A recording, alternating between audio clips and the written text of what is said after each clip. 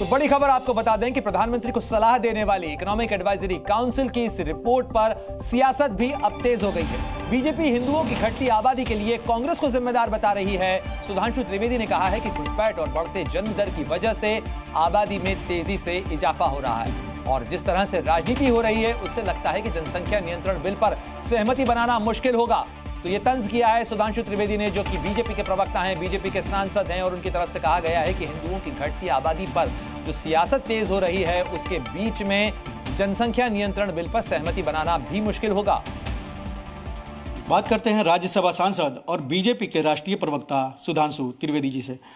Sir, 1950 से 2015 तक हिंदुओं की आबादी भारत में, हिंदुस्तान में ही कम हो गई 7% से ज़्यादा। देखिए, ये एक फैक्ट है और ये सर्वविदित सत्य है। इसमें कहीं कोई किंतु परंतु की गुंजाइश नहीं है कि स्वतंत्रता के समय हिंदुओं की आबादी 88% के आसपास थी और मुस्लिम आबादी 9 कुछ प्रतिशत थी 1951 की जनगणना में, और 2011 में औपचारिक रूप से 15% के आसपास थी, 14 कुछ प्रतिशत मुस्लिम आबादी और हिंदू आबादी 79.8%। तो अगर देखें तो ये बिल्कुल स्पष्ट तथ्य है।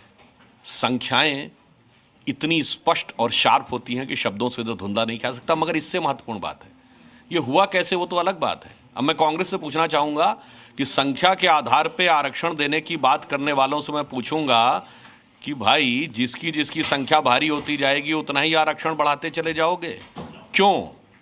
देखिए, आप जातिगत आरक्षण की जो बात करते हैं तो जातियों में तो संख्या सिर्फ पॉपुलेशन से बढ़ सकती है, पर इसमें तो संख्या कन्वर्जन से भी बढ़ेगी, पॉपुलेशन से भी बढ़ेगी, इन्फिल्ट्रेशन से भी बढ़ेगी। तो मैं अब कांग्रेस से पूछना चाहता हूं कि बढ़ती जनसंख्या के अनुपात में आप कितना बढ़ता हुआ आरक्षण दोगे और किससे काट के दोगे? बहुत साफ है, क्योंकि यहां 3 तरीके हैं जनसंख्या बढ़ाने के: जनसंख्या, घुसपैठ और धर्मांतरण। तो इसलिए ये मेरे विचार से बहुत बड़ी चुनौती भारत के आरक्षण व्यवस्था को लेकर भी है, क्योंकि कांग्रेस पार्टी ने संख्या के आधार पे उनको आरक्षण देना और पूरा का पूरा देने का मन बना लिया है।